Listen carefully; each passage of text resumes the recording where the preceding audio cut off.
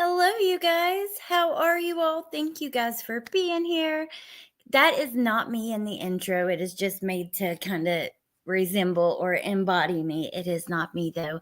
But hello, you guys. I could not come on this evening to talk to you. There has been too much that's happened today in Megan's case that we have to talk about it. So, hey MK, hey Neat, hey K-Wags, Debbie, hey Pretend Judge. Oh, thank you. That is so sweet, Pretend Judge. Super sweet. Hey, Janie. Hey, Deb. Hey, Trulia. Hey, Michelle. Trulia, did you see I text you because you had sent your number in the email and I sent you like some links and stuff, and I hope it was the right person. I asked you earlier, but I didn't see your response. So I wanted to make sure. Hey, Hippie Chick. B Crumbs. Hey, Shar. Teresa. Girls Nana. Melissa. Everyone. Hey, Sarah. Anyone I missed? Thank you guys for being here. Okay. So let's talk about some things. Today, the jury came to a verdict. Megan was found guilty for everything. She was also sentenced today. Spoiler alert, before we read through everything and look at stuff. They gave her life with parole. Then, before she was sentenced, her mom testified, her grandma, her foster mom, asking for leniency for her. And also a cameraman got in some trouble. And they were arrested. I think it was for accidentally showing the jury, but also Megan's mom was arrested. So if you look here on WJHL, we have Megan's mom tells the court she failed her daughter while asking for leniency. Foster mom, Megan came from a hard life. Megan's grandmother asked the jury for leniency after guilty verdict. We are going to watch the prosecutors talking to the media. TBI has issued a statement I'm going to show you guys. But yeah, a lot has happened. Also a couple arrests. So let me see here. I'm going to bring you over here to Facebook. She was arrested for, I think it was a driving incident that she previously had a warrant that she had out. So Angela Boswell. Grizzly had posted this, I believe, on Twitter, but it's all over Facebook. I searched her name and I was just kind of scrolling through. So this is, from earlier when she testified. Angela Boswell is going to testify on Megan's behalf. Oh, wrong thing. We have Angela's mother was arrested on outstanding warrants today after she testified in the sentencing phase. She was arrested leaving the courthouse. Some people, I've heard people say kind of, that's not fair. I don't know what this is. What a time to get her. I think it's fair. I'm sorry. I don't have a lot of sympathy. I'll be honest. Angela was arrested upon leaving the courthouse today for some outstanding warrants related to a suspended license. Trevor Lee says not Evelyn related.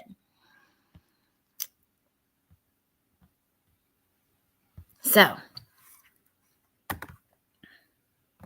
pretty chaotic day. You don't go to places like that with warrants, right? You wanted to go speak up and ask for leniency for your daughter, which it may have worked. Okay, so they made a lot of points today. We'll watch some of it actually. Let's look. I bet she knew she would be arrested, Neat said. I bet she definitely feared it. That's for sure. Hey Bogart, hey Amber. Jury hands Megan Boswell life sentence after guilty verdict. The jury found Boswell guilty on all 3 first-degree murder charges she faced in the death of her daughter, Evelyn. She was also found guilty on all of her other charges, including aggravated child abuse and aggravated child neglect. The verdict was delivered to a packed courtroom. Boswell herself began crying around the time the jury foreperson said she was found guilty on her second first-degree murder charge. Let's see, I don't want that, but sentencing trial begins. Well, her attorney told the jury he didn't like the verdict. He did respect it. He talked about how she had been in jail since she was 18 years old and said if she was given life in prison, she would potentially be released from jail when she's in her 60s. I think he said 69 today, actually. Angela's mother tells the court she failed her daughter while asking for leniency. I'm sorry, Megan's mother. Let's watch some of this. But I think we're going to watch from WJHL. I just think that from their YouTube channel. One second. I got it right here. I just want to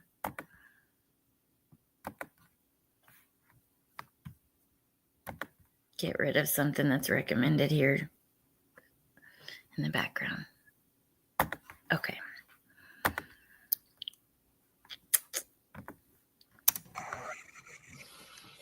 Ma'am, state your name for the record. Angela Boswell. Hey, Jennifer. You are Megan Boswell's mother. I am. Ms. Boswell, you know the purpose of being here today. I do. I want to ask you some about Megan's home life and growing up, but I guess I want to ask you first a little bit about yourself. Okay. And I'm asking you these questions, Ms. Boswell. I'm not trying to embarrass you or cast any aspersions. No. You married Tommy Boswell. I forgot. There's a reason I wanted to play this too. She's obviously, really emotional, but right here, I think it is. She mouthed something. It looks to me like she says, "My baby." Let me know if you guys When you're see it. First time 15. You speak into that microphone just a little more, please. The first time 15. And when did you become pregnant with your first child? Go back. Ma'am, state your name for the record. I'm sorry, you guys, Angela in Boswell. case I missed it. You are Megan Boswell's mother. I am. Ms. Boswell, you know the purpose of being here today. I do. I want to ask you some about Megan's home life and growing up, but I guess I want to ask you first a little bit about yourself. Okay. And I'm asking you these questions, Ms. Boswell. I'm not trying to embarrass you or cast any aspersions. No. You married Tommy Boswell when you're how old? First time 15. You speak into that microphone just a little more, please. The first time 15. And when did you become pregnant with your first child with him? You know why I have no sympathy? When police were asking for her help, to find her granddaughter, I don't know. I just felt like she was evasive during some of it. I had my first in April and turned. Maybe I'm getting to be cold-hearted as And old age. Tommy Jr. Okay. And then you had Megan at some point. How old were you when you had Megan? There's 8 years difference. I was almost 24. Right here is Okay. when it happens, actually. So, let's talk about Megan. See? My baby. I think pay attention. I'm going to rewind it. It's right after she says how old she was when she had Megan. Life girl Megan. There's 8 years difference. I was almost 24. It's okay. So, let's talk about Megan's life growing up. Would it be fair to say that during her lifetime, she's witnessed drug use between you and her father? Yes. What type of drugs? Opiates, mainly. Scoot up and speak into that so the jury can hear you. Opiates, mainly. My baby, Did yeah. that drug use lead to other problems? Yeah. Look, I'm sure it is tough. Fighting, yes. Okay. You say the Strife. Strife. Oh my God, her accent reminds me of home so much. I'm from southern West Virginia, not too far from this part of Tennessee. It's all the foothills of the Appalachian Mountains. The landscape is very similar to where I'm from, but also the accents. So That's what it brings. that's important, but it's Non-stop. something I notice for sure. Is that something that went on pretty much her entire childhood Yeah. growing up? Yeah, from the time she was pretty little, yeah. Bless you, Rainbow. Mm. Good. Now, Is she just defeated, or is she like still Did she using? witness fights between you Oh my and your goodness. father? Yes. Bless you. I think at Good some for you point your guys. father was convicted of aggravated assault and So, I'm not saying their life was easy by any means, but it's hard because I can understand how people would think that she should get out after 50 years or whatever. She was only 18 when this happened. For me, it's scary because she seemed to have very little. We've talked about the anxiety, very little emotion except for herself, really. And so easily throw all her mom under the bus, her boyfriend under the bus, just person after person. While she's sitting there texting Hunter while she wants to sleep in his truck and, can you help me? And blah, blah, blah. She's telling police, can you check and see if he really has a record for this? Like, I just don't want nothing to do with people like that. Part of me is like, shoot, I don't think she should ever leave. Evelyn never has a chance to live a life, not even as an elderly woman at 70 plus. I can understand she had a hard life. Apparently, she had lots of lice when she went to the foster home. I'm not going to play that. We'll keep playing this for a minute. I'm not going to play the foster mom. I am going to play her grandma because it's very quick, but I don't know. I'm curious. Let me know how you guys feel about this sentence, about her having the possibility to get out one day. Hell, Leilani Simon. It's when these moms are so young, it seems like a jury has an easier time giving them a chance one day in the future. Leilani has 40 years and she could have a chance to get out, right? So, and oh wait, before we listen anymore, I wanted to read your comment, Moira, and thank you so much. She says, or they say, the cameraman has been arrested for 10 days contempt of court due to, unfortunately, on wide Zoom, 3 jurors were shown, then camera was confiscated. Do you remember ever taking Megan to any NAAA meetings with you? Yes, I did. How old was she when you did that? She was probably about 7 or 8. First once I started taking her to 7 or 8, 8 or 9, somewhere around in there. Now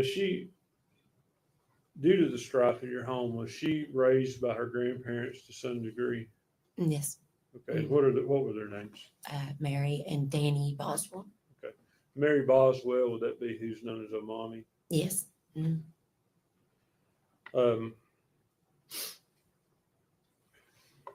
These problems, do you feel that it's partly your fault, the problems Megan's experienced? No, absolutely. Yes, absolutely. Now, unfortunately, your problems, that they went on up into, we saw a video in here of you being brought down from the jail to talk with her in 2020. Yeah. So even up until the time she went to jail, you were being out of jail. Yeah. Okay. Yes, I've been. Have you been convicted of numerous crimes? Yes. I'm sure this was, a little bit embarrassing for her to have this testimony today, right? And then she was arrested after. I'm sure she knew that was a risk. Yes. You hoping to? Yes, I pray every day and just, to do my best and try. I've learned the importance of a mother's role, but not for Megan, I didn't. All right.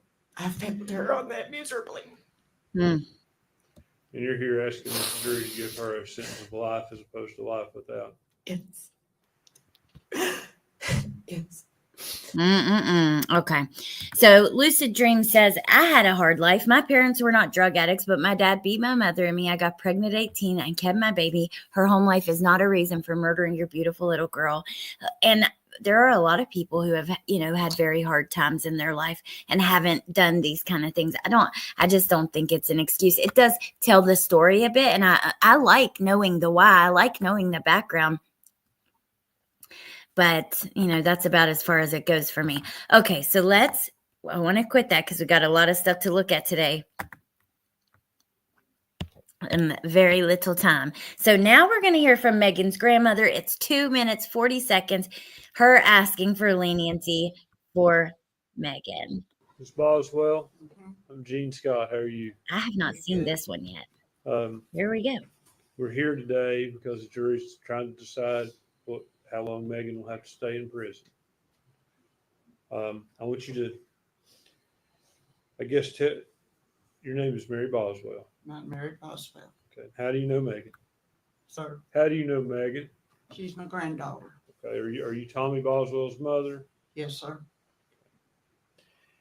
And Hey, Tika. obviously you've known Megan her whole life. All of her life, I started keeping her from the time she was 2 months old till she was grown, off and on, not all the time, but off and on. Why was that in part because of problems between your son and her mother, Angela?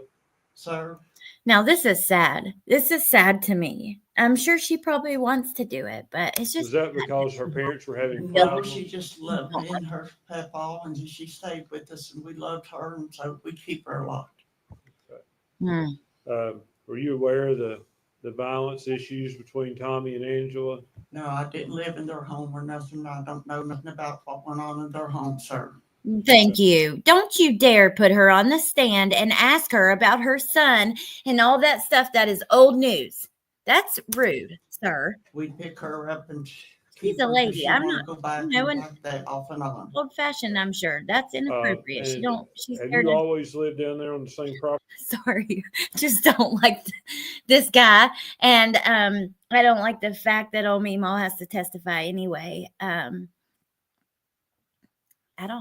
Tommy lives on? Or I've now lived there for maybe 20 years, 21 or 2 or something like that. she lived there almost all of Megan's life. Yeah, yes, sir. Oh, yes, sir. Okay. Oh yeah, I believe that, Nate. And you're aware, It's not something she's you probably willing to talk. told me, I think one of Megan's role models was your husband, your late husband. Sir, Your late husband, he's one of Megan's role models. yes, we loved her like she belonged to us. Okay. When did he pass, man? 11 and a half years ago. Soon be 12 this No, summer. I So that didn't. would have been when Megan was, I guess, what, Yeah, maybe Yuck. 12 years old or 12 something. years old? Mhm. Did you see that take an impact on her? Yes, it did. And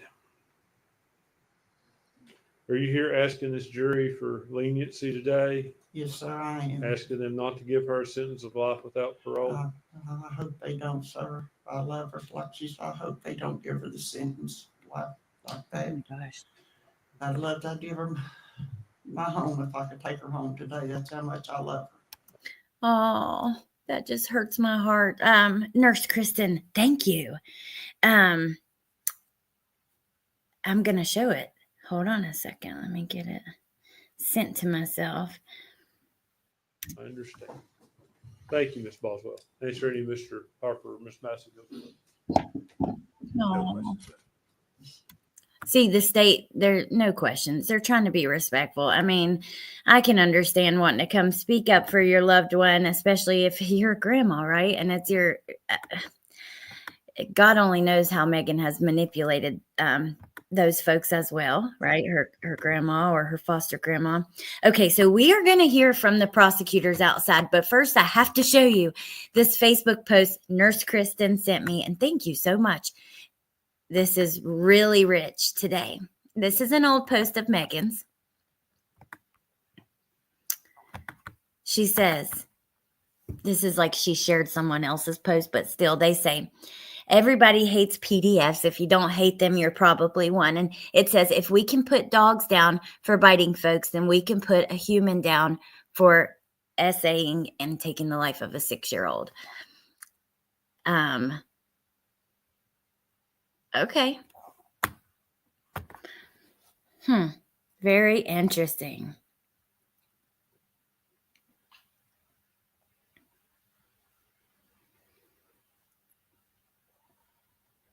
The defense could have brought these people in as their defense case, but Mr. Scott, right, Moira, Jen says, irony at its finest, right, Tess? Jen says, the state met their burden when they introduced Evelyn's birth certificate. She was under 12. That's the aggravating factor. That's all they needed. So I'm going to share Jen's link. If you didn't, I'm sure most of you did or have checked her out. But if you haven't, she streamed the whole trial. And we'll probably do some follow-up coverage. So Robescow, she got arrested for some outstanding warrants. It appears to be a suspended license thing, where she had outstanding warrants for that. Oh my gosh, I did not even, I looked at the date that it was 2019, 3 months before. Literally 3 months. Actually, I'm not even sure that Evelyn made it to December the 10th of 2019. You know, we know that she was they say December 6th. There's some stuff that Dietz had in her timeline that had her like looking at December 8th, but wow, that is really interesting. Hey, Justice Jane. Okay, so now let's go over to the prosecutor speaking to the media outside after the verdict.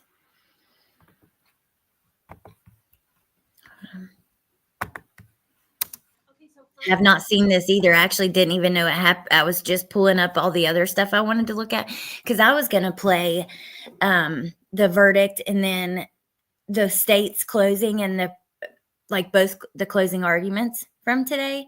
And I was just pulling up the article and things and I saw this. So let's take a look at this. Then we'll go doing some Twitter snooping to see if there's anything extra we can find.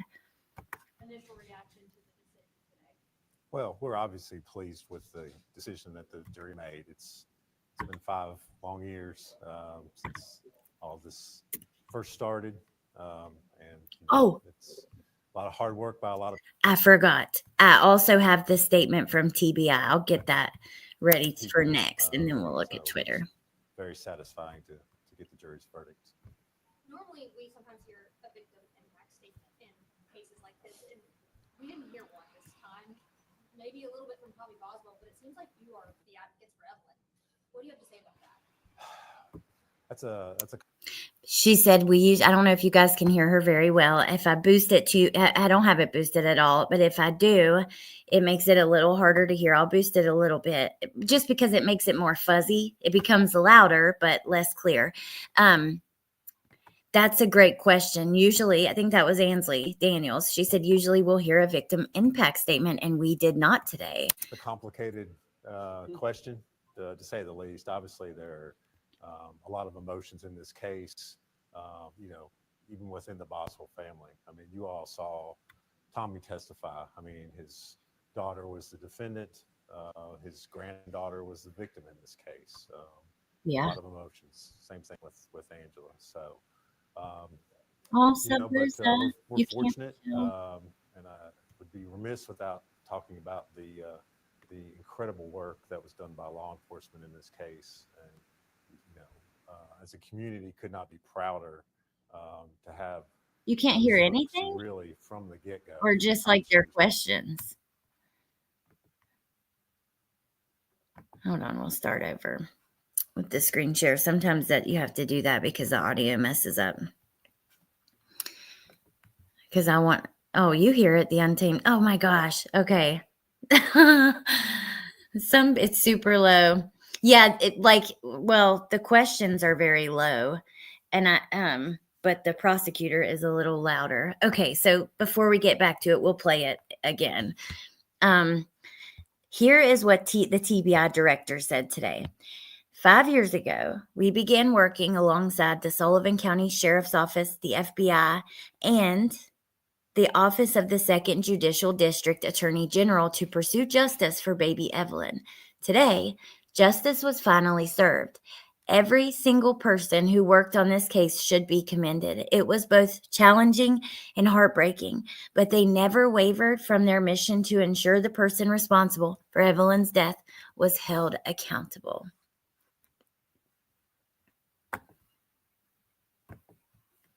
Okay, now I'm gonna boost it even more. Just make it like, if it messes with it, it does, and we'll adjust then. Let's see. Reported missing, who've really been her biggest advocates during these 5 years, to see, ultimately what we realized here in the courtroom today, which was justice for Evelyn.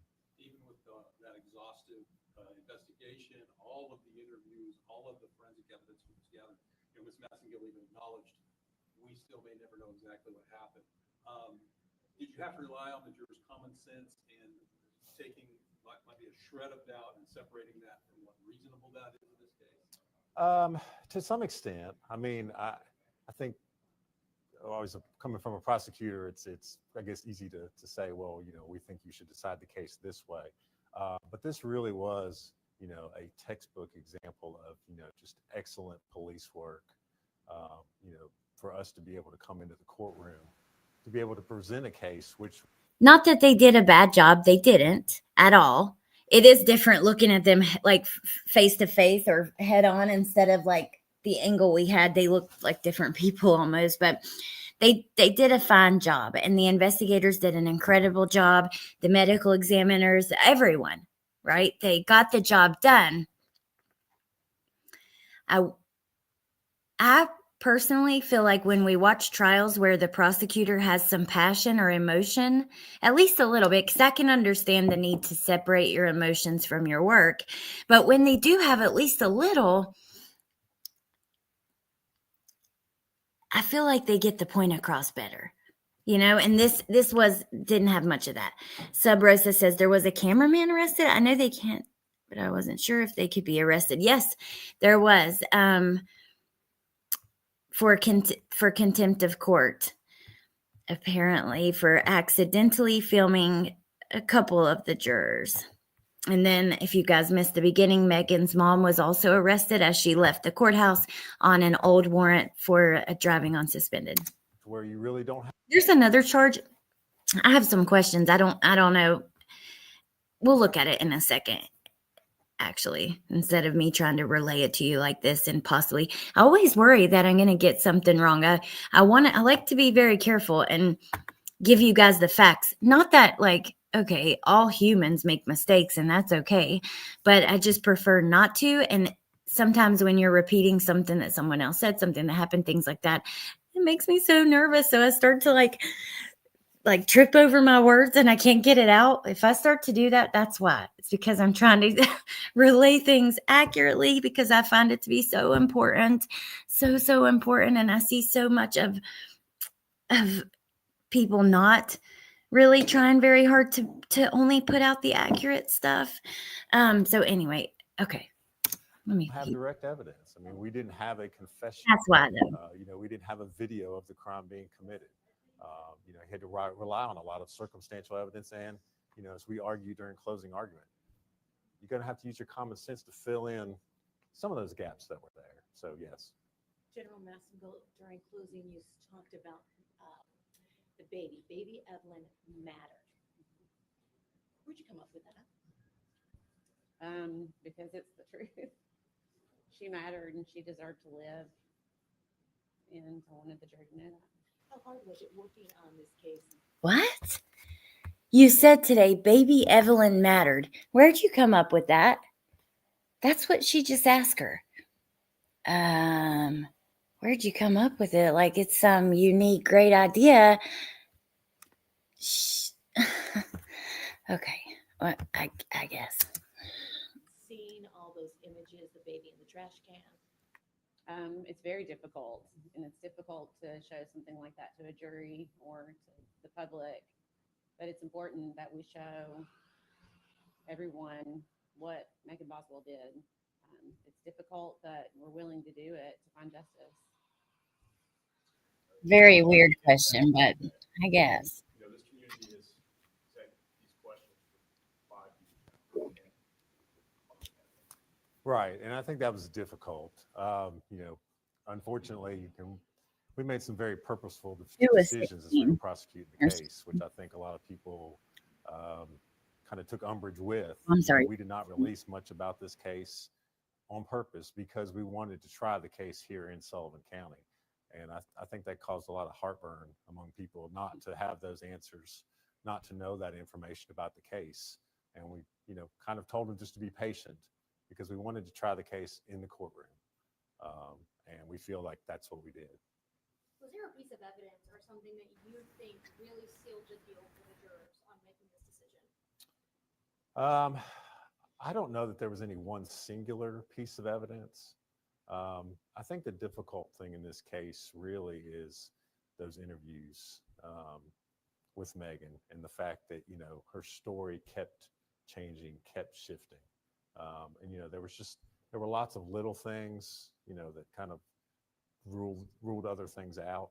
But I think ultimately, it was a lot of her own words that were her undoing in this case. And what about how the baby was found? That is something that I think has hit home, and you could tell from day one from the images you showed, jurors were crying, she was crying. Right.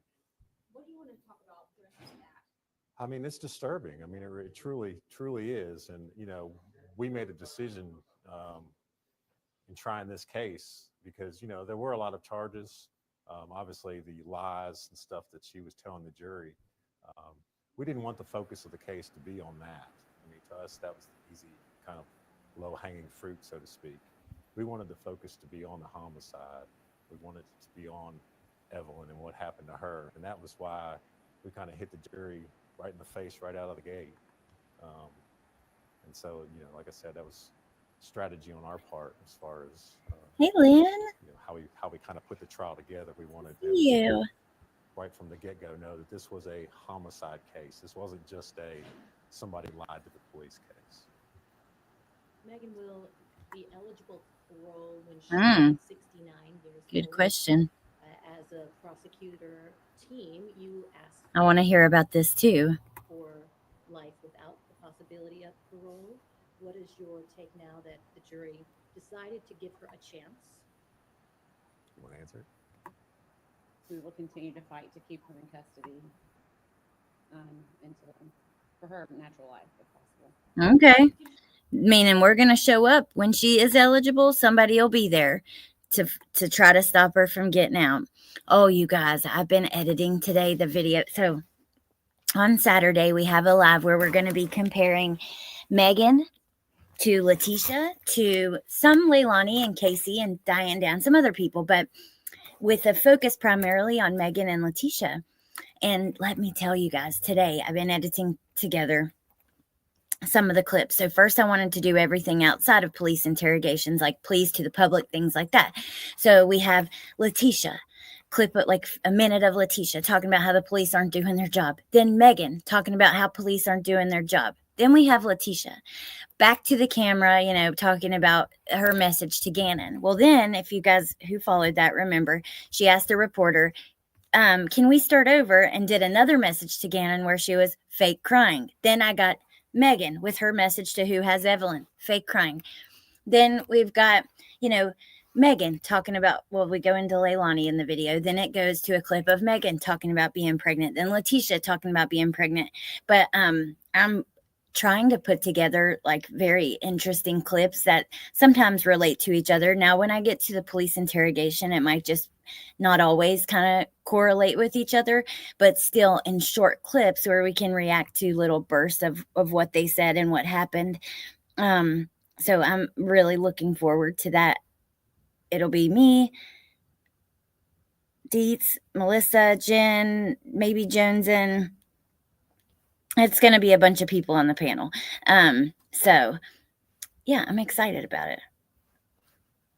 And I'm not even sure about Dietz 100% either. I think she will, but sorry, I was trying to think through, and I was thinking, I'm not for certain, but I think that she will. But anyways, it's going to be, I know for sure Jen and Melissa will be there. And yeah, I look forward to it. I hope to see you guys there. So, okay, let's keep listening. Sorry, I just had to add that because, dude, watching it today when putting together the clips, it's like we have compared them like in passing so many times, compared Megan to Casey, to Letitia, to all, and compared Leilani to Letitia. We've just done so much of that because they're all prolific liars and they're all, they're just ridiculous. But editing it together like that, back to back, and seeing it in those short bursts is wild. It really is. I was kind of blown away putting it together today. So I think you guys will enjoy it. And I don't want to just get on here and pull up and just randomly go to places. I want it to be intentional. And then I think maybe after I'll just release the videos, like the clips of them all back to back as regular videos or something. I don't know, but yeah. More years in that though with the other like charges that she received. She can. The judge will still have to sentence her on all the false report counts, the tampering, the abuse of a corpse, the failure to report charge. So in theory, he could run those consecutive and he could stack that time on top of what she's already received for the homicide. Is So that something you all get to urge him to do in We your do. sentencing report? we do. There'll be a sentencing report and then we'll have a sentencing hearing. That's what's set at the end of May. And then we'll go from there. Both sides will have a chance to argue what her sentence should be on those. Do you know how many years she looked at for those additional charges too? Yes, the false reports should be That's looking at kinda 2 to 4 confusing. years on those. The tampering charge will be 3 to 6, and I think the abuse of a corpse and the failure to report are both 1 to 2 years on those. I know that law enforcement, even one of the agents or one of the people who testified said that everyone else was ruled out, including Hunter Wood, but Okay, so before we listen to the last minute of that and go looking on the Twitters for a second, I want to read Nicole's comment. Nicole says, I'm late, but to comment on Angela's arrest. She had to know she had warrants, but had to make the decision to show up for her child and most likely be arrested. She couldn't avoid them forever anyways. Yeah, I agree with you. I think maybe she thought, maybe I won't, like, maybe I could get out of there without being arrested, but most likely would be. So I agree. And you're right. She couldn't avoid them forever. And yes, Justice Jane, they did go to jail as well for contempt of court. whether it was in the community or certainly on the defense's strategy, that was an if that they wanted to put out there. How important were those text messages that you guys were able to put up? Very important. What was going on, what apparently was going on, at least in Hunter Wood's mind, as this child was now known. All right, Yes. I think they're very, very important. I don't know how you can overcome that in my mind. When we found those, I don't know if there's an explanation, for them. Was there anything else y'all want us to know? It's been a very long, almost 2 weeks. Well, like I said before, I mean, I think, if the community ever had any doubt about how hard law enforcement works, I hope they had a chance to. Okay, so I'm going to share the link in the chat right now if you guys want to grab it and want to watch this later. Yeah, her mom is in there with her because will she go now that she's been sentenced? She might be in there. I don't know. Will they move her to a prison before the next sentencing? I'm not sure.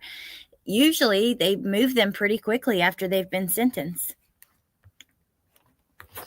So Justice Jane says, I don't think the judge should have put the cameraman in jail. The judge the day before mentioned 3 of the jurors' names in open court yesterday to be dismissed for deliberations. I think that's a good point, for sure. I mean, it's a little, I guess, hypocritical, but truly, I don't guess we'll know until that sentencing hearing. But yeah, I was just thinking, I think the way I'm going to edit together the next part of that, since Letitia goes into like throwing a fit on the call where she talks about being pregnant, then we have Leilani throwing her fit in the hotel room, maybe, or I don't know, maybe I'll do something like that. But if you guys have any ideas, let me know. Bendy, can you repeat everything you said for the last 10 minutes? I had a little mini talking to me. Oh, they were just going over, how they felt about the case.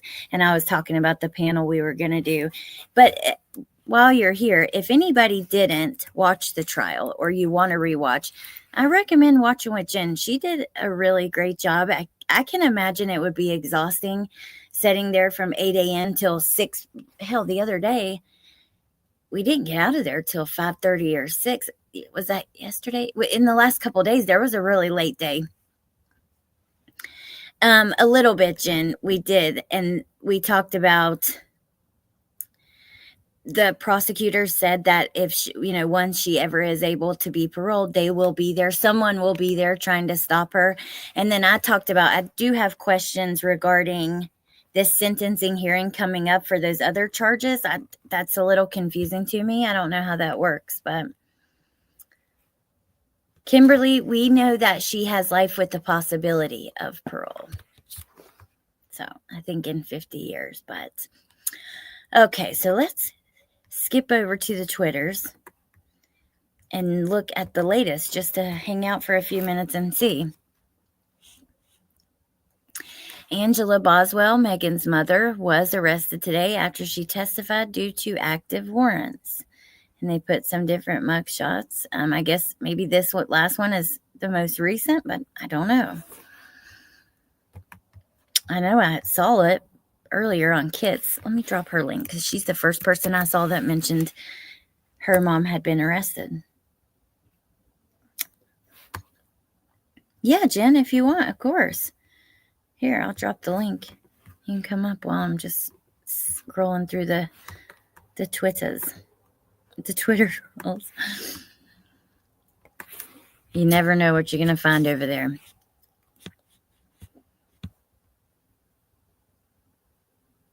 A Tennessee jury found the mother guilty of murdering her daughter. Megan was convicted in the slaying of 13-month-old Evelyn. God, look at her. Oh, there's some other pictures I hadn't seen. I wish I had them handy where she's out at this little purple bench, and they're so precious. Oh, here we go. Megan's attorney has filed a motion for a new trial. Defendant's motion for a new trial. This is pretty standard, right? Megan versus the state of Tennessee.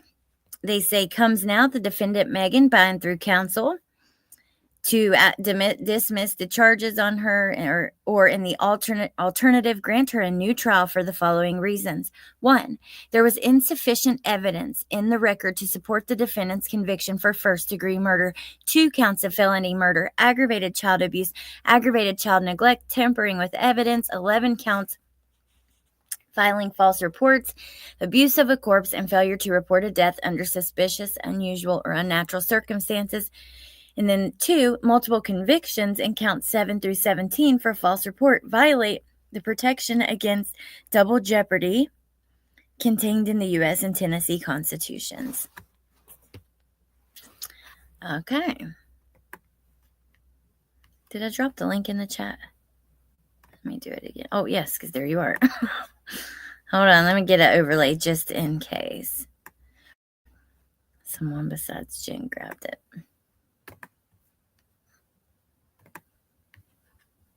Hello. It's me. I'm the problem. It's me. It's me.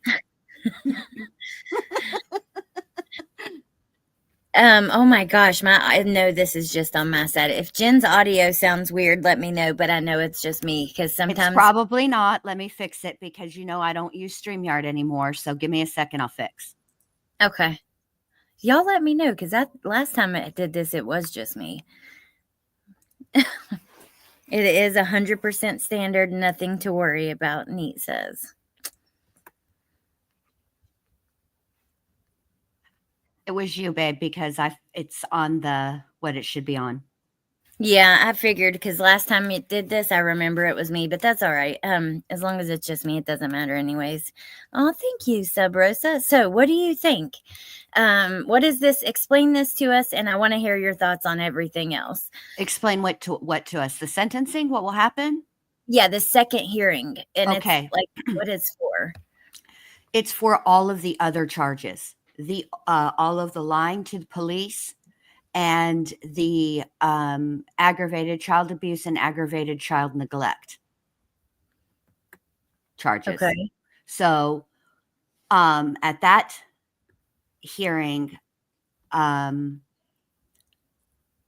judge is going to, Megan waived her right to a 45-day pre-sentencing investigation. So that's why it can take place in May, because typically they'd have 45 days to conduct a pre-sentencing investigation. The judge will decide how long she gets. Now, And what I'm really curious about is if he is allowed with those sentences to make them run concurrently or consecutively.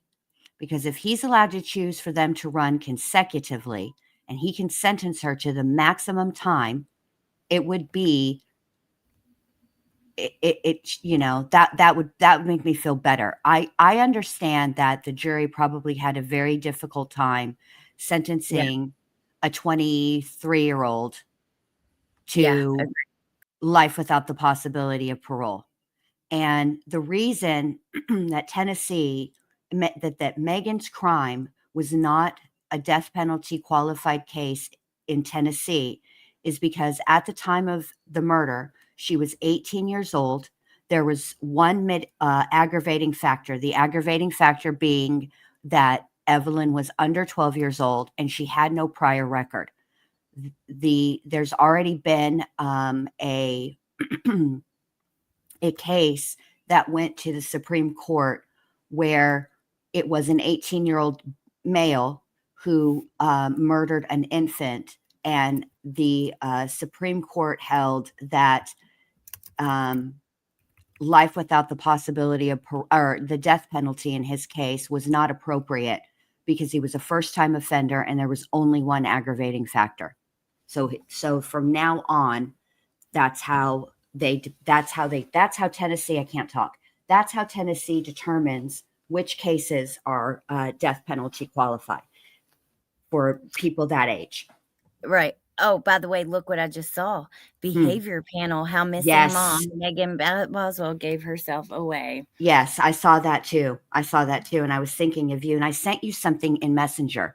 It is it's a TikTok, and it explains Tommy Sr. and Tommy Jr.'s charges that they caught back in 2012, the ones that they were using against Tommy Boswell Sr. in court. Yeah, I sent that to you because thank you. Yes, because I wanted you to be able to see that. And unnamed true crime channel. Okay, I will definitely look that up. Thank you. Well, thank you. Okay, so while we're here, and before I go, I want to hear what you thought about everything. Number one, her sentencing, because that you did say more time would make you more comfortable, but I haven't heard anything from you other than that. I did hear you on your live earlier be like, I'll have more thoughts later at the end of the day. But right now, here's my thoughts. But then I'm also curious what you think about the arrest, the cameraman and her mom being arrested. Well, look, the local news that was in charge of the media pool, which I'm not exactly sure which channel it was, and it really doesn't make a difference to me. Here's the deal. They were told very clearly what they could and what they could not do. We all know that jurors are not allowed to be filmed. Period. I know that the cameraman was trying to capture Megan Boswell's grandmother coming into court. But we did not need to see Mima coming in with her cane that bad. Okay. Yeah. For them to take the angle that they did and inadvertently capture the jury. The judge was warned, and then even though they had instructions, they still messed. There was a camera person who was operating an action that was in charge of the still photography, who the flash was going off. That was called out.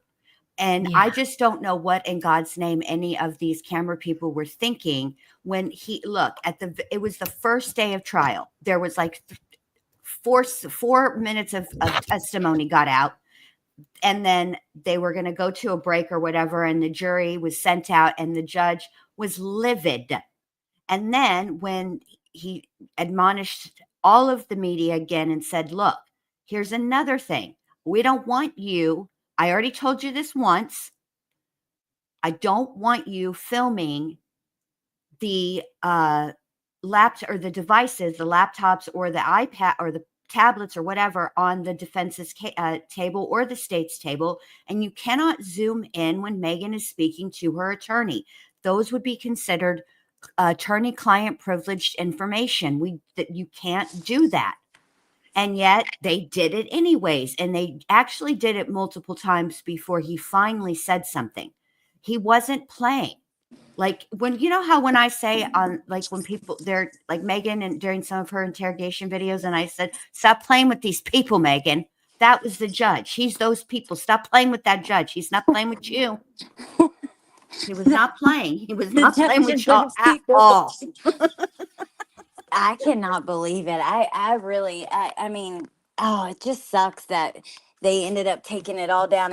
We're all just left hanging, sitting there because we're in the middle of watching it, and then they make a mistake, and boom, I knew it wasn't going to come up because you had said, like, I wonder if he'll compromise. And I thought, dude, his attitude the other day, nope, he's not going to compromise at all. I wish he would have, Absolutely. but yeah. Absolutely. And okay, so what I think about how she was sentenced, this is where I have an issue. And I said this today. My issue with Megan is they brought in all of these mitigating factors. Okay. She had a poor childhood. She had no role models. And the difference between, for parenting, and the difference between Tommy Boswell Sr. and Angela Boswell is that they were not good parents either, but they had Tommy Boswell's parents to step in and be able to take care of Megan. Megan had nobody. The problem with that is Megan has been sitting in jail for the last 5 years awaiting trial, and she has taken zero accountability. She pled not guilty to each and every single charge. She says she didn't do any of those things. She's appealing still and saying, I didn't do any of those things. Okay. So even at 60, whatever 9 years old she'll be, if she doesn't do anything to address the childhood, rotten childhood she had, according to the defense attorney, that's what precipitated all of this. Okay.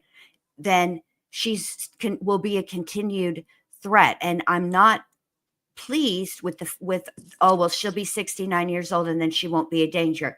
That doesn't work for me either, because Daisy what her last name is Dorothy Puentes. There's another Dorothy too that did this, and maybe it's the same person, but she was an elderly woman who took in boarders and murdered those people, and then continued for years, buried them in her garden, and then for years cashed their Social Security checks. Okay. So don't tell me that the elderly can't be just as dangerous as the young, because they absolutely can. And that is the issue, is that Megan, you cannot change what you don't acknowledge. And since she has not acknowledged that she, at the bare minimum, right? At the bare minimum, she was neglectful. That's at the bare minimum. And she can't even say that she did that. She will not even own up to that. And I don't, I'm not moved by this. Sorry, let me just have my moment and then I'll shut up.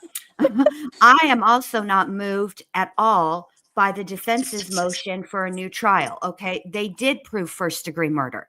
All right. The fact of the matter is, at the end of the day, there's no way on God's green earth I don't give a rat's fat kneecap how scared of the popo you are. Okay. If you wrap your child so tightly in a blanket and foil that you can see the child's impression of their face, that is not indicative of an accident. Now, if she did what she claims she did and actually just swaddled the baby because she was she didn't want her to be cold, I could think, oh, maybe she did just panic or whatever, but she's still got to be punished.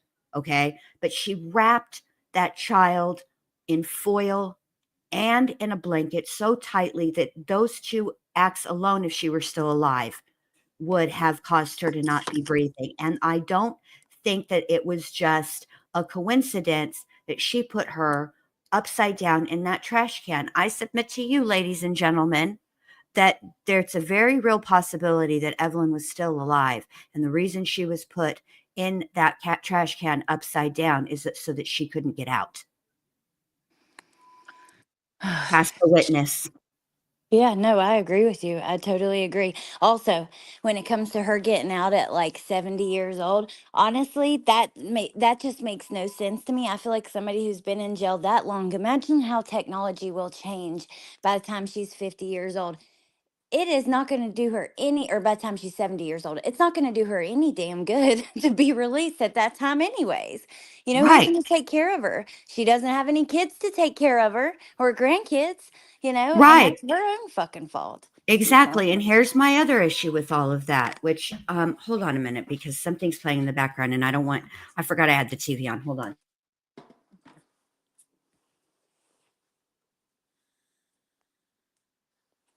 Definitely institutionalized, Tara. Definitely. I just clicked that link like I ain't about business and and not paying attention. Hey, Okay. that's all right. Well, I was just worried. Because I don't want you to get in trouble. I played literally 1 second of Channel 10, and I got a copyright claim on because of their background music. Mm. Yeah, so now I've put it through to be edited, so that probably is gone. So, it is what it is. But I totally let's see. She getting out at 70. Yeah, she'll be institutionalized. And Okay. that's not going to do her any good. She has no one to take care of her. She can't get a job. I mean, Right. So what are we saying? That essentially Evelyn would have only lived to be 70 years old? Okay, let's say that's true. Let's say Evelyn did only live to be 70 years old. At the end of the day, she was sentenced to life. She doesn't get a second chance. And Megan robbed Evelyn of all of her firsts. Her first day of school, her first dance, her first falling in love, getting married, maybe having children. Then she also robbed the world of Evelyn's potential. We don't know what Evelyn would have done with her life. We don't know if she would have figured out the cure for childhood diabetes, adult diabetes, any of it, any of these diseases. We don't know. We have no idea what potential lay inside of Evelyn Boswell. And we'll never know because Megan Boswell murdered her. Yep. That's it. That's all. And I understand that it would be very difficult. I wouldn't have been, I'm telling you right now, as I sit here today talking to y'all, if I had been on that jury, I would have said, I'm not moving out of this seat until y'all sentence her to life without the possibility of parole. That is what she sentenced her child to. And if you think I'm playing, try me. We will sit here sequestered until they declare some type of situation, because she needs life without the possibility of parole.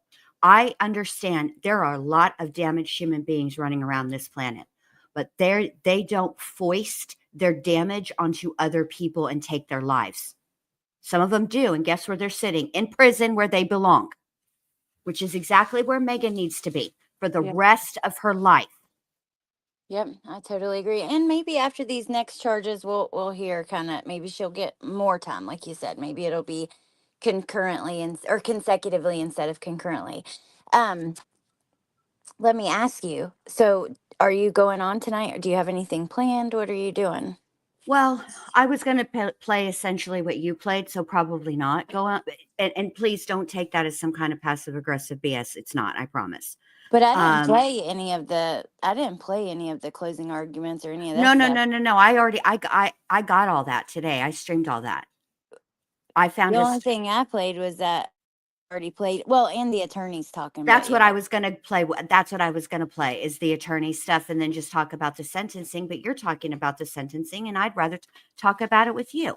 So no, I'm not going live. And I don't want people in the audience, and especially you, Allie, I care the most about what you think. I don't want you to think I'm saying that as some kind of passive aggressive comment, because I'm not.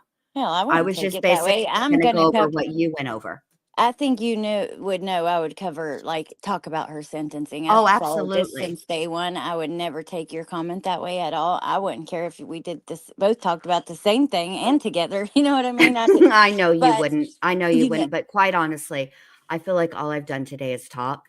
and all I've done for the last 2 days or last week or whatever is talk, and I feel like people might be tired of my voices. I'm tired of hearing No, my voice. I don't think so. I think you did an awesome job. Thank you. Like I said, I know it's exhausting from start to finish. And a lot of streamers will stop during lunch and come back and stuff. You didn't even do that. No, Uh, but I'll tell you what, I might have if it had not been for you, Allie, because you came up every single day, just about at lunchtime, and helped me. Um, you sent me stuff to look at. Just the conversation between us Aw. was like a way. It's hard to carry a stream by yourself for a long period of time. People think that it's really easy. You just get up there and talk. Um, but it's not as easy as people might think. And No. when you've After been that doing long? yeah, and when you've been doing commentary and using a lot of your best material during the actual testimony, it's even harder.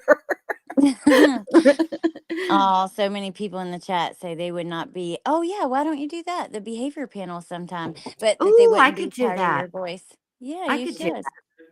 I'll come on for it. Let me know when, because that would be so absolutely. Oh, interesting. Allie, speaking of the behavior panel, remember when we talked about Natalia Grace and we did the behavior panel? Yes. Okay. Well, the part 2 has come out, and now, are you ready for this? There's a whole part 3, and let me tell y'all something is messed up, so messed up. And I want to talk about it with you. And I know you have Max, so will you do me a favor? We've got other stuff going on, so it'll be a minute before I'm ready to do a live, so you have time to catch up on those. Yes, I've been So wanting to watch it anyways. good. Because I had seen something was either coming out, about to come out, or had just came out. Hmm. Oh my gosh, I'm glad you bring this up, Elena, because I wanted to ask you about this, Jen. I heard Oh you a little yes, bit about it today, but what did you think about the foster mom? And Elena, that's a great point. She would have, I don't yes. care, even if if Megan has, parents a mom who's strung out, she had that woman would have helped her. So what did you think about her testimony?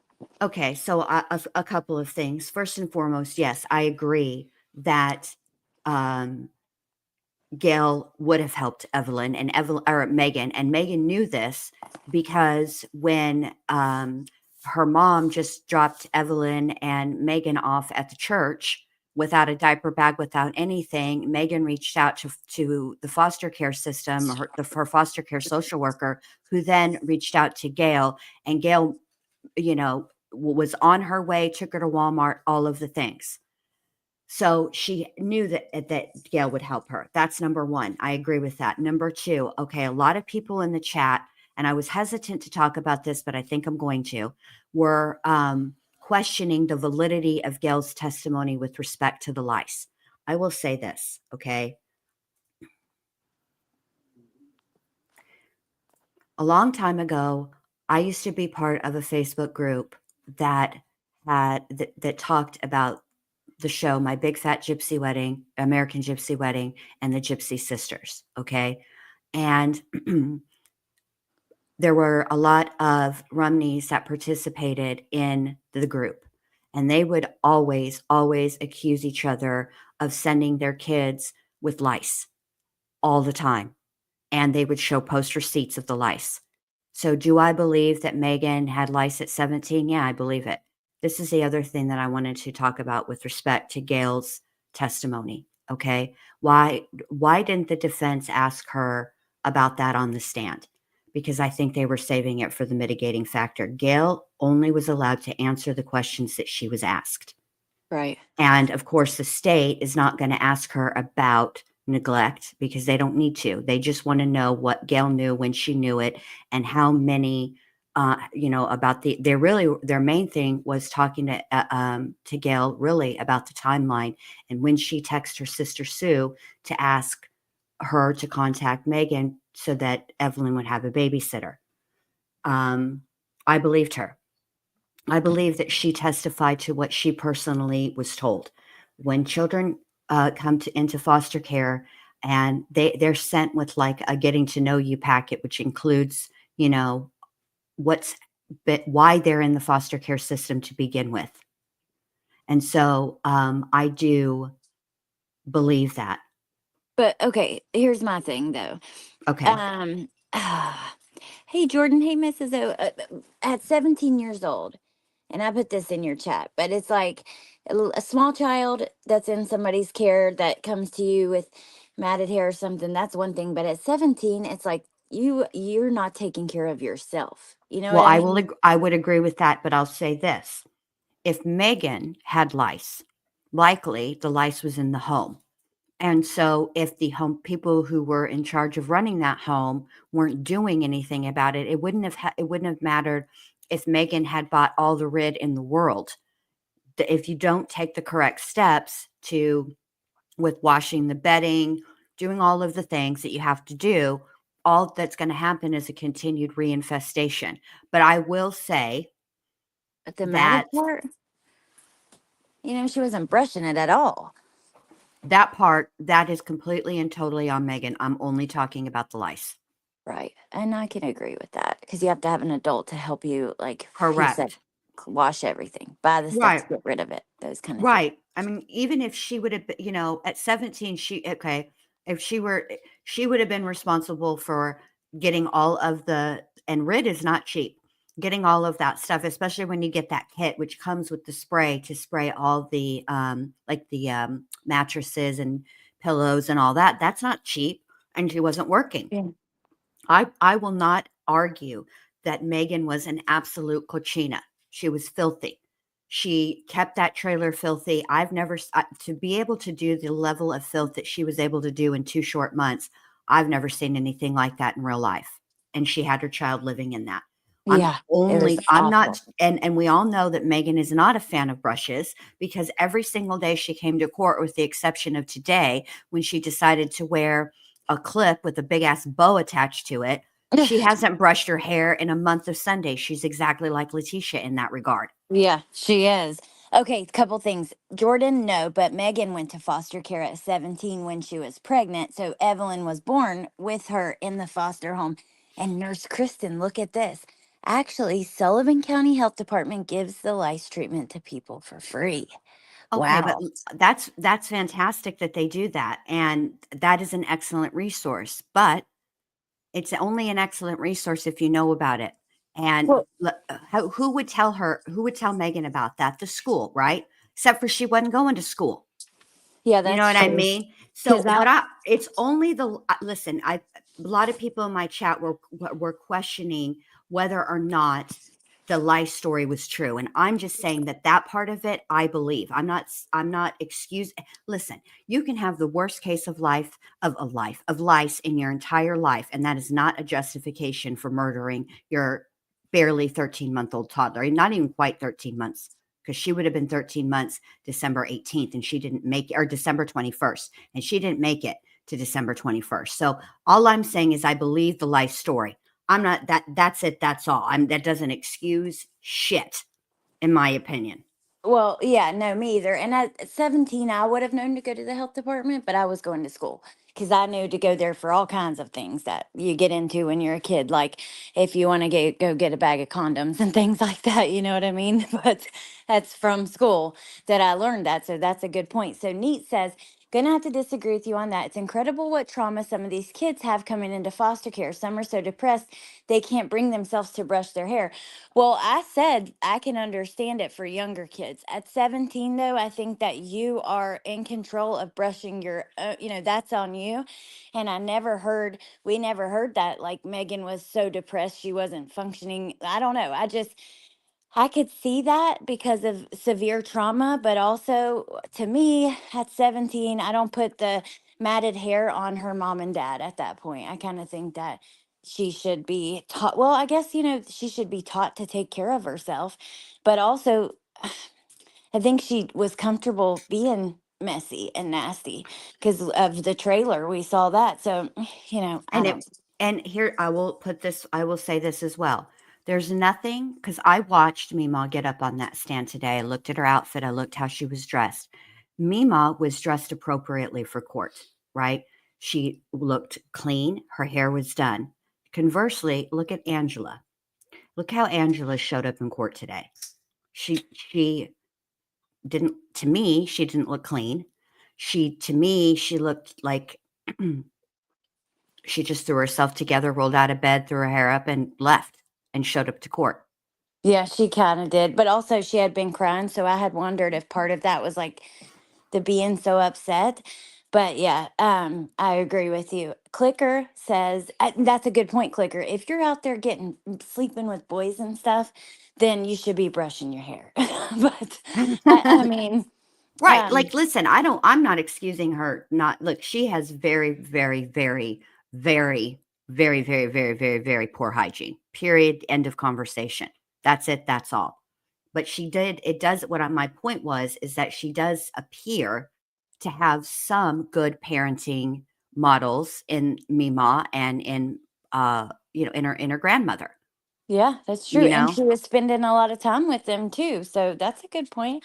Look who's here. Hey, Dr. B. Hey. She said, "Girl, I've had the worst case of the life too." Dr. B, yesterday I literally showed some of your comments as part of my presentation to talk about and go She over. sure did. She sure did. The thing that stood out and I thought was the most important thing that Gail said was that she was violently SA'd when Yeah, that she had that in her past. yeah, And that this isn't something, okay, this is something that Gail was told, not by Megan, but by the foster care getting to know you packet. Okay. yeah, I do believe it's quite possible that there's a little more to this foster being removed from a home situation than we know about. I don't need to know about it. I just think that there's potentially more yeah, because we have to really think about what was said, but also what was not said. Okay. What was not said is that Megan was in and out of the foster care system. Okay. So if we're trying to create a timeline of potentially when this assault would have occurred, it had to have been fairly recently because if it was when she was younger and it was documented, it makes you wonder. You know what I mean?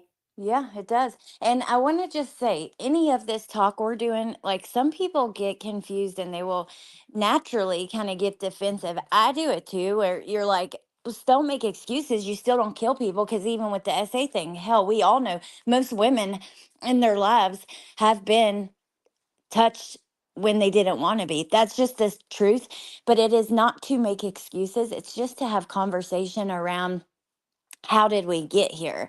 And I think it's always important to talk about, even if it puts the killer, a murderer, in the light of being a victim for a moment, if it's the truth, I think it's important because having these kind of open conversations is the only way there will ever be true awareness to these kind Ag- of situations, you Agreed. know? Listen, I don't give a rat's fat kneecap what happened to Megan in her life. Nothing that happened to her in her life justifies her murdering anyone, let alone a child.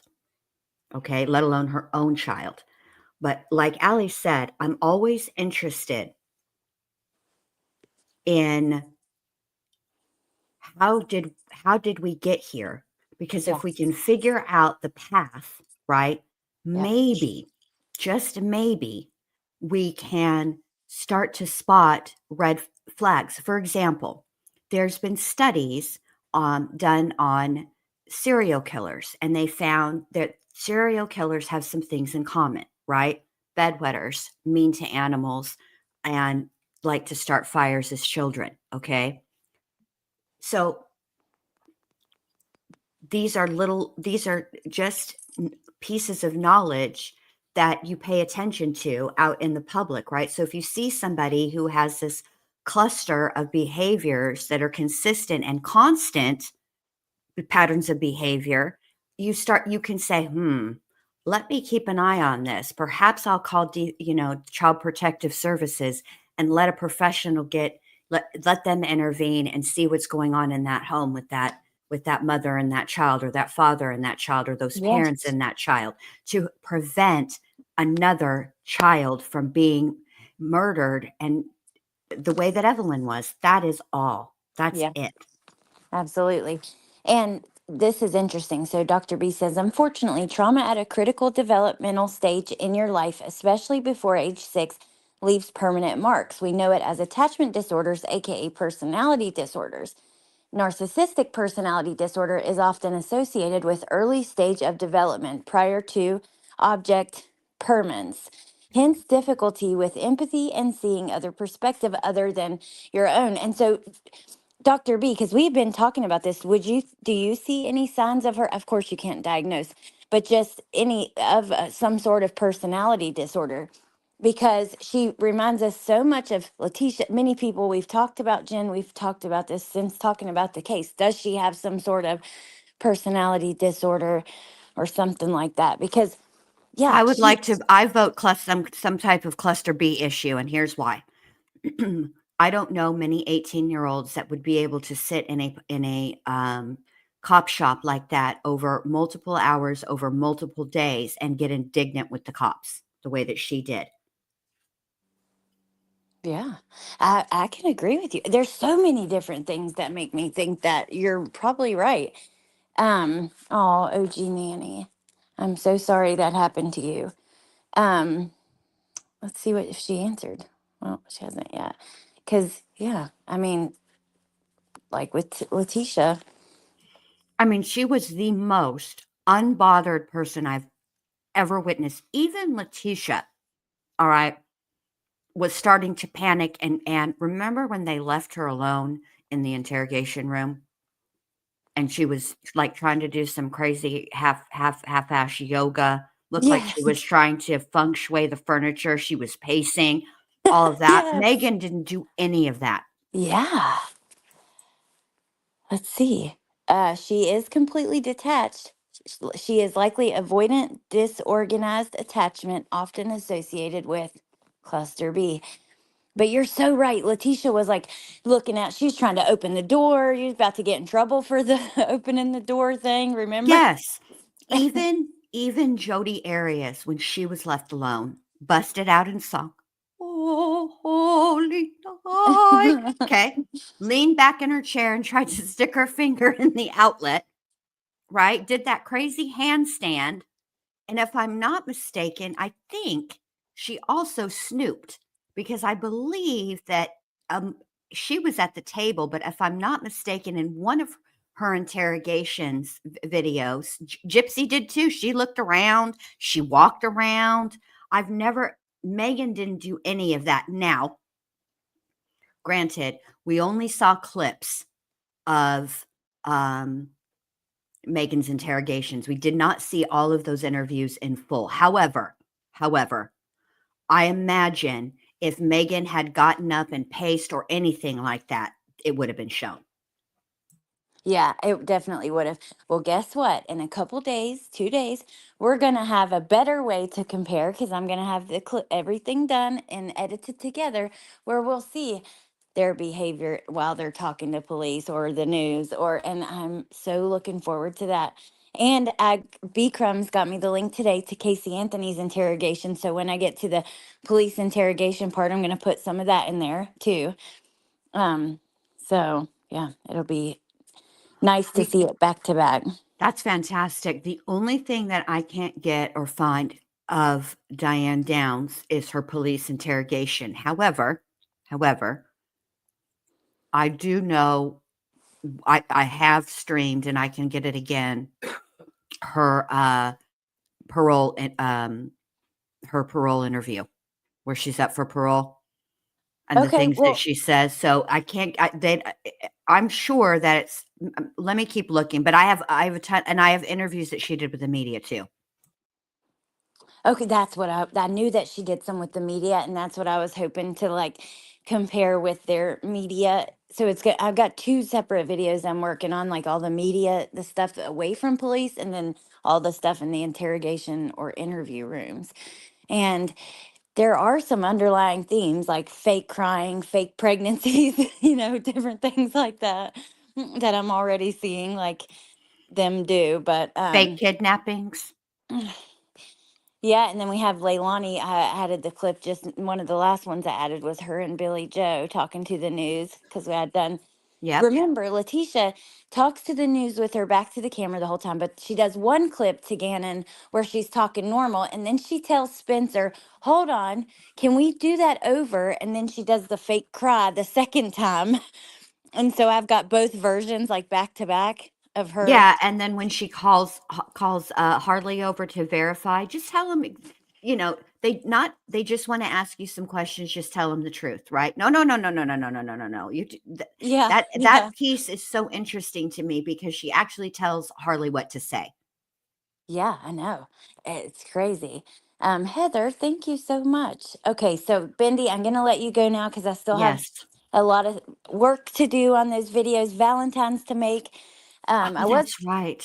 gonna be reading emails with Melissa, but she's canceled that for tonight. Oh, So I'll be just doing Valentine's and working on that video. But I'll be around. And yeah, if you do end up going live or putting any videos out, I'll share them. You guys, please check out Jen's channel. And thank you for coming up here and um, chatting with me about it. oh, you're so very welcome. And I will say this, and this is the last thing I'm going to say.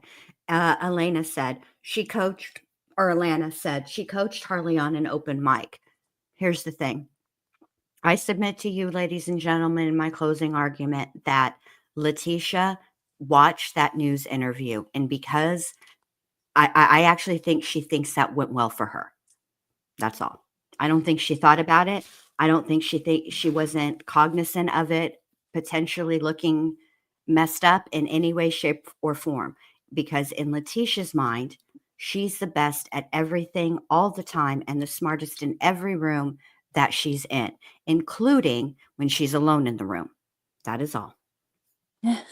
Smarter than the Volturi, Yes. smarter than the ninjas, smarter Yes. than smarter than everything, always, every time. The end. Yes. Okay. And then before we go, I just want to read a couple comments, a couple funny ones. First, Tiff said, "I don't know how much you want me to be here. I'm disruptive."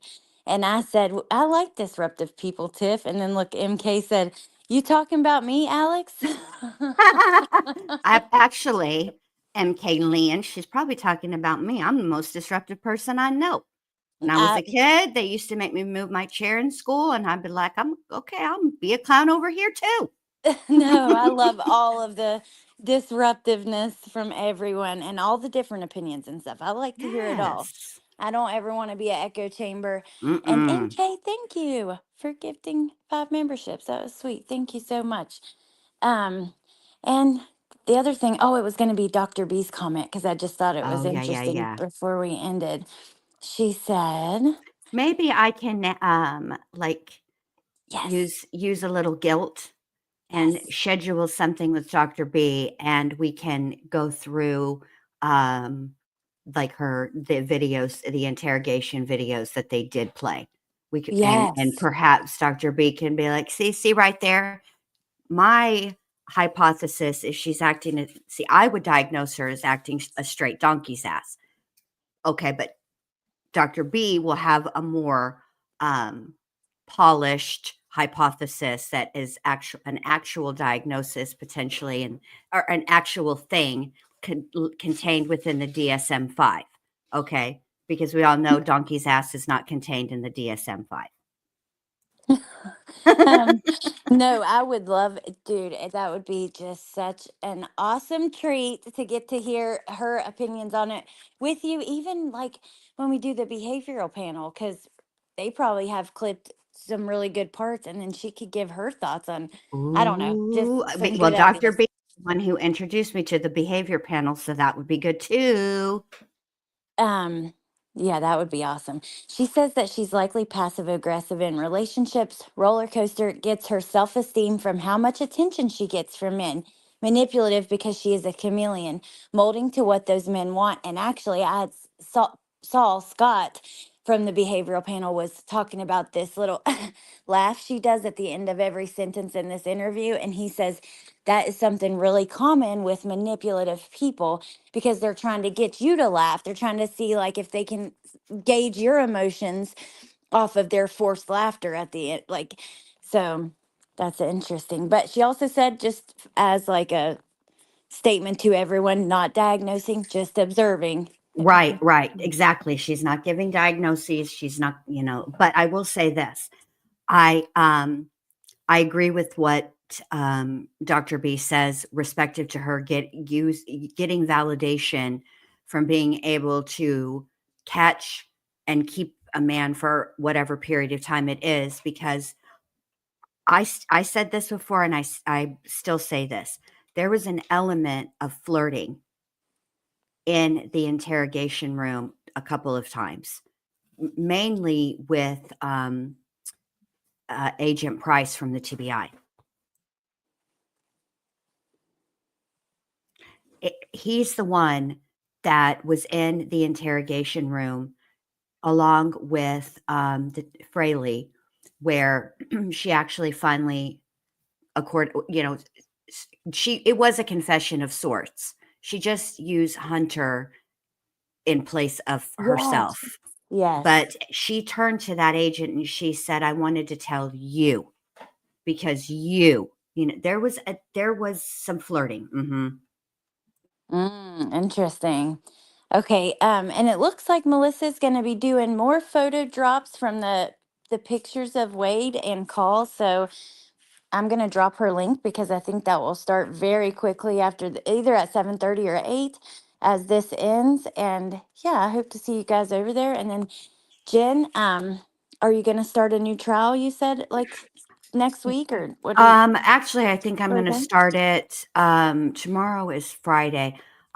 I'm really curious about this case that happened in Florida just recently. This trial that it's not a case that happened recently. It's a trial that happened recently, where a young man is accused of murdering his mother, but prior to murdering his mother and in a different state, he was also accused of murdering his father. And something that came out in that trial caused, I guess, them to want to pursue charges in Florida for the death of his mother. And I need to look into that a bit more, but I probably will start that. Like, that'll be our Monday trial. Maybe we'll do a little bit of like catching up. Yeah, that will be over the awesome. weekend. I'm very interested to look at that. So I'm going to drop the channels or the links to Melissa's channel, to Jen's, to Amber. She just put out a new video. And as we end, but thank you, Jen. I just want to say thank you again for coming up and giving me your thoughts, but also filling me in on the stuff with the other charges. And did you see that comment that Melissa made? Because it's gone on my side. But it said, What? "What's this?" And it had an emoji with like I don't know what it is, but I think that's a YouTube emoji. So I was going to ask you if you knew what I it was. didn't see that. I did not see that. I'm sorry. And I can't pull it up because it's out of StreamYard now, but weird. I don't know what it is. But anyways, thank you guys. YouTube is doing weird stuff. Yeah, as usual. No, but thank you guys for being here. I really appreciate you coming to hang out with me. And thank you, B Crumbs. Well, the links have just been dropped. And thank you, Jen. Look, Jen, she put it back in. This. Oh, it looks like hand sanitizer. Oh. Or I bet you that glue. is what it is. Or that's what it looks like. It looks like some type of cleaning beauty product, hygiene product. Oh, Tisha. And I'm so excited for Saturday too. I cannot wait. No, I cannot wait. Me neither. It'll be it'll be nice because it's been a while since we've just had a panel where we all just kick back and talk shit. Because we're going to talk shit about Letitia, Leilani, That's the Megan, best. and all of them. Yeah. That's the best. And it's been a minute since I've given a good old roast. And even though that's not what the purpose is of this, look, you're going to put me on a panel with, for things that I'm intended to comment, it's going to be the Super Bowl of audacity. Okay. There's no way I'm not going to be able to crack jokes. There's just no way. I'm going to have to. Yes. And that's of course, to talk about their behavior as well. I love the discussion of what's going on in their minds, and like just it interests all of us, right? But Yes. also to talk shit because they are all evil.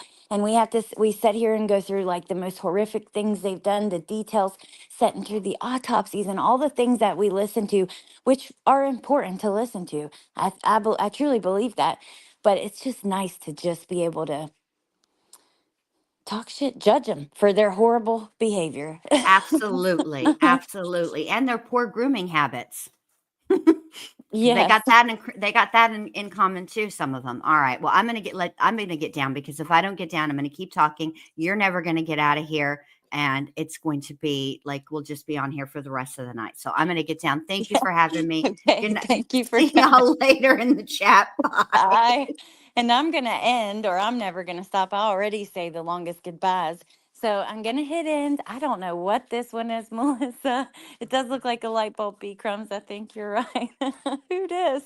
Oh my gosh. Okay, you guys, thank you for coming here and, thank you for being here. And I hope, I'm going to hope to see you over at Melissa's. If not, I'll see you sometime on the streets.